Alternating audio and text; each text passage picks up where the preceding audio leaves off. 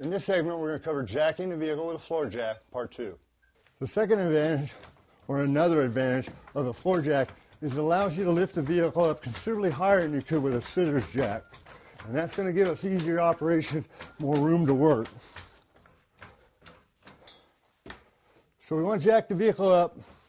We don't want to jack it up to such an angle that it's going to create a hazard or danger by tilting or applying too much force on the other side.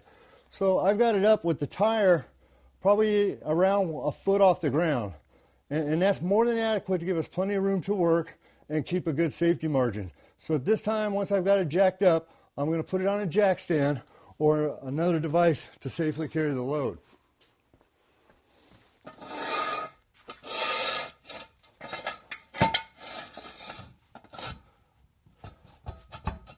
I place that jack stand underneath the frame, right at the very front where the unibody frame comes up and the front suspension meet. It's a good place to stabilize and carry the load. Now turning counterclockwise very slowly. It kind of, when you break this free, it's going to want to turn fast. So you got to kind of be careful and regulate it. What I want to do is just slowly lower the vehicle onto that jack, so the jack stand, so the jack stand is carrying the load.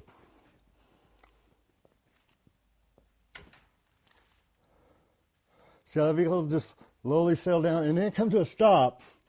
And I like to leave the jack in there as another safety feature. It's not carrying the load right now. It's just set just below where the frame is. I let the jack stand carry the load, but the jack is left in place in case of a failure. Please watch our next segment on removing the front tire.